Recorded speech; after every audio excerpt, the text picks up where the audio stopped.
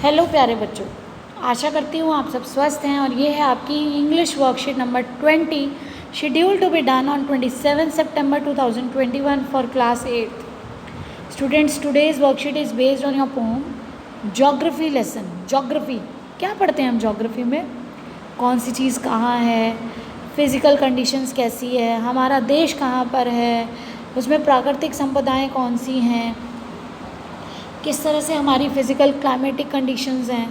तो उसी से रिलेटेड आज हम देखेंगे कैसे हमारे अरेंजमेंट्स हैं, हम लोगों की जो टाउन्स है, जो सिटीज़ बनी हुई है, वो कैसे बनी हुई है, शहर कहाँ पर बसे, कहाँ पर लोग जाकर बसे। जो हमने अपनी सभ्यताओं की शुरुआत में भी देखा कि हमारी जो सभ्यताएं हैं वो कहाँ पर हुई, शुरुआत उनकी कैसे हुई और कैसे शहर बसे, कैसे हमने गाँव बसाए। आइए देखिए, given below is a poem written by Zulfikar Ghose. तो इसके जो पोएट हैं वो हैं Zulfikar Ghose. He describes how the city looks like from above and seated in a plain. जो हो सकता है कि वो जब एक प्लेन में जा रहे होंगे तो उन्होंने जब सिटी को देखा, शहरों को और गांवों को, जब बसावट उनकी देखी एक प्लेन से, तब उनके मन में ये एक ख्याल आया, ये एक आइडिया आया और उन्होंने उसको पोइट्री का एक फॉर्म दे दिया। अपनी जो उनकी इमेजिनेशन, जो उनके वर्ड्स है, जो उनका एक्सपीरियंस है। Read the following stanzas from the poem and answer the questions that follow. When the jet sprang into the sky, it was clear why the city had developed the way it had. Seeing it scaled 6 inches to the mile, there seemed an inevitability about what on ground had looked haphazard, unplanned and without style, when the jet sprang into the sky. वो jet में बैठे हुए हैं और जब jet ऊपर हवा में, जब स्काई में आ जाता है, उड़ रहा है, वो एक हाइट पे आ गया है तो क्लियर हो जाता है। तो बेटा इस तरह से देखिए, इस तरह से ये सिटीज़ जो हमें नीचे दिखता है, एक घर इधर है, एक गली यहाँ पर है, और ये हम इस तरह से ये सीन्स देखते हैं, तो वहाँ पर वो जो घर हैं, उनके अरेंजमेंट्स, ये रोड्स, इस तरह से सब क्लियर दिखाई देता है कि वो किस तरह से अरेंज्ड हैं। और जो 1 माइल जो है वो 6 इंचज़ के बराबर हो जाता है, सब कुछ छोटा छोटा दिखाई देता है। कैसे वो जो सिटीज़ हैं वो क्लियर हो जाता है, वो कैसे डेवलप हुई, किस तरह से वो अरेंज्ड हैं। जो हमें ग्राउंड में हैपेजेंट, मतलब इधर उधर टेढ़ा मेढ़ा सब दिखाई देता है, कुछ प्लानिंग नहीं दिखाई देती। लेकिन ये देखिए, जब हम इसको हाइट से देखते हैं तो वो कितनी प्लान्ड वे में, देखिए किस तरह से रिवर्स के किनारे पर ग्रीनरी के बीच में कैसे ये लाइन से ये घर बने हैं, या क्या अरेंजमेंट्स हैं। जो हमारी सोसाइटीज़ हैं, हमारे घर हैं, हमारी सिटीज़ हैं, वो कुछ अरेंजमेंट्स में कांटे बनाए गए हैं, एलोकेट किया गया उन घरों को, जो दिया गया है। और किसके बेस पे? कि हमारी जो नदियां हैं, पहाड़ हैं, उनके प्रेजेंस के बेस पे देख करके कहाँ पर वो अवेलेबल है, उनकी उपलब्धि, उनके प्रेजेंस कहाँ पर है। When the jet reach 10,000 feet, और जब वो जेट था, जो प्लेन था, वो 10,000 फीट ऊंचाई पर चला गया। It was clear why the country had cities where the rivers ran and why the valleys were populated. तो अब ये क्लियर हो जाता है कि जो देश है हमारा, वो देश में जो शहर है वो सब कहाँ है? नदियों के पास है। आपने देखा हड़प्पा, मोहनजोदड़ो, ये जो सारी सभ्यताएं थी, ये कहाँ थी? नदियों के पास डेवलप हुई थी। इसी तरह से ये सारी जो सिटीज़ हैं वो कहाँ लोकेटेड है? ये सारी नदियों के पास हैं। जो वैलीज़ हैं वो बहुत ज़्यादा जनसंख्या वहाँ रह रही है, पॉपुलेटेड है। ऐसा क्यों है? द लॉजिक ऑफ जोग्राफी, जो भूगोल का लॉजिक है, इसके पीछे जो कारण है, रीज़न है, वो क्या है? That the land and water attracted man, जो ज़मीन है और जो पानी है उसने आदमी को अपनी ओर आकर्षित किया। वॉज क्लियरली डिलाइनेटेड, ये सब हमें क्लियरली शो किया जा रहा है, हमें ये सब पता चल रहा है यहाँ से। When the jet reach 10,000 feet, जब वो 10,000 फीट हम ऊपर चले जाते हैं और हम पूरे एरिया को एक साथ एक नज़र में देख पाते हैं, तो ये क्लियर होता है कि जो लैंड है और जो वाटर है उसने ही आदमी को अपनी ओर आकर्षित किया। तो देखिए, इसके बेस पे हमें क्वेश्चंस के आंसर देने हैं। Which word in the stanza means, हमें बताना है जो स्टैंजा में ये कुछ वर्ड्स दिए गए हैं, ये हमने उसको 1 वर्ड आंसर देना है, इसका जो मीनिंग हमें दिया, और हमें बताना है कि कौन सा वर्ड है जो स्टैंजा में जिसका मीनिंग ये दिया गया है। तो देखिए, ए पार्ट है हमारा, which can not be avoided, जिसको अवॉइड नहीं किया जा सकता। जिसको नज़रअंदाज नहीं किया जा सकता। तो अनप्लान्ड तो होता है बेटा जिसकी प्लानिंग नहीं की गई। इनएविटेबल जिसको अवॉइड नहीं कर सकते। विदाउट प्लान और ऑर्डर, बिना किसी प्लान के, बिना किसी ऑर्डर के, कोई एक तरीके से नहीं किया गया, इधर उधर इधर उधर, तो उसका क्या है, हैपहैज़र्ड। उसके बाद देखिए बेटा शोन यानी कि दिखाया गया, तो शोन में क्या आएगा, डिलाइनेटेड।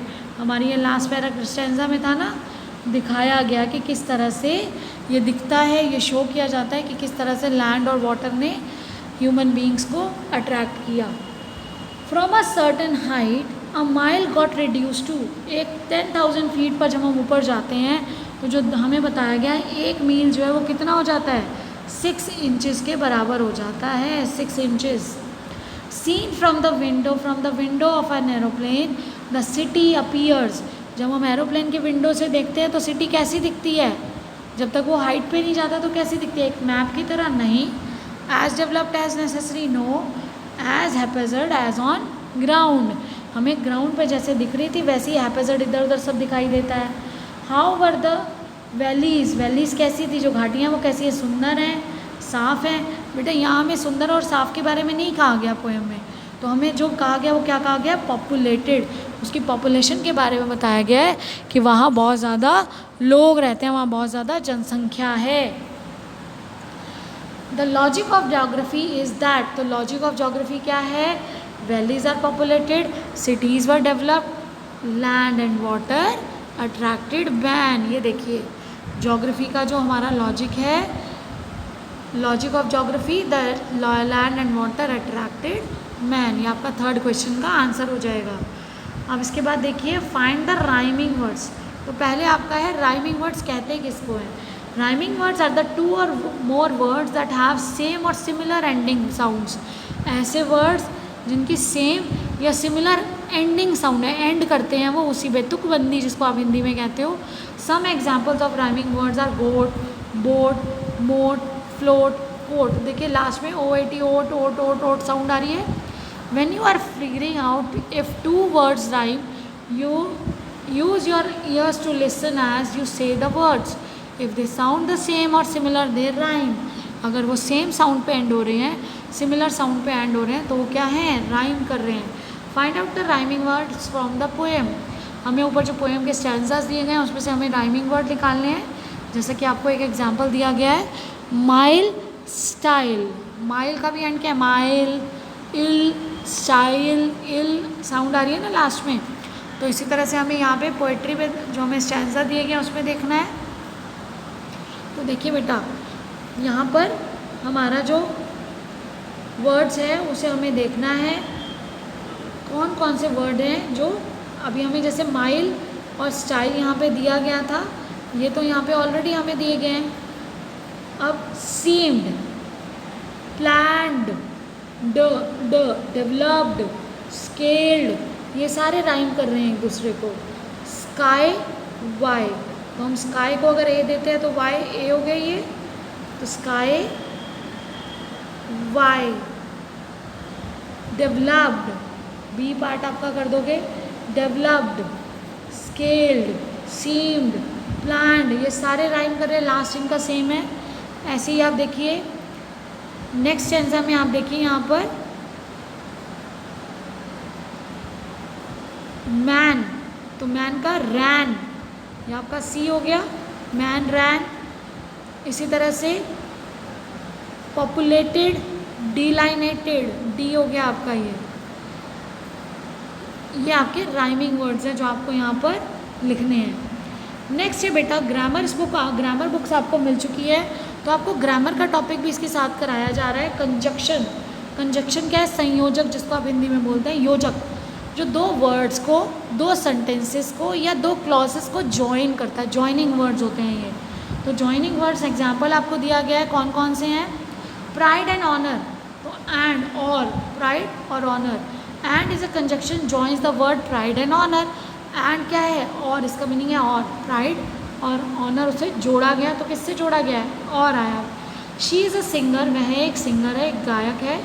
ही इज़ अ डेंटिस्ट, और वह यहाँ पे एक लड़का, वह क्या है, डेंटिस्ट है, दोनों सेम नहीं है।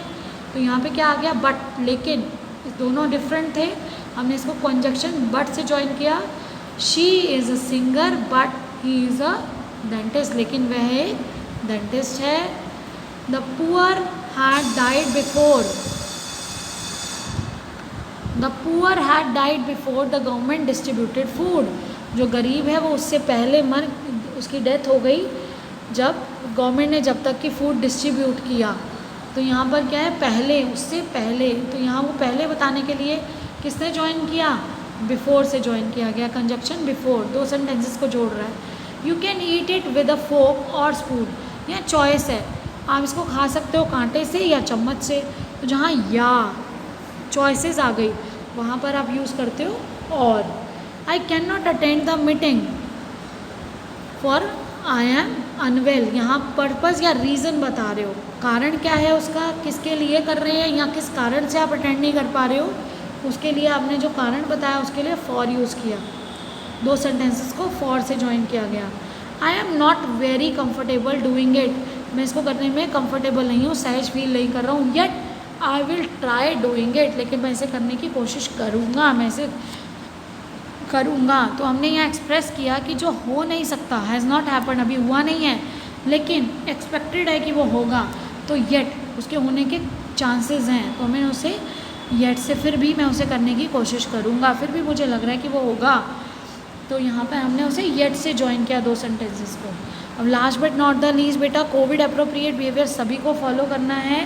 टू स्टे सेफ अगेंस्ट कोविड-19, wear a mask, keep maintaining physical distance of 6 feet or 2 yards, wash your hands regularly with soap and water, keep practicing, keep learning and enjoying।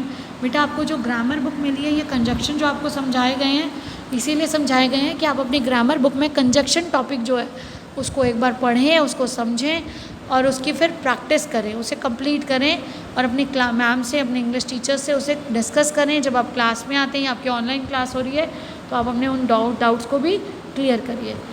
Keep learning and enjoying, stay blessed and healthy. Thank you, have a nice day.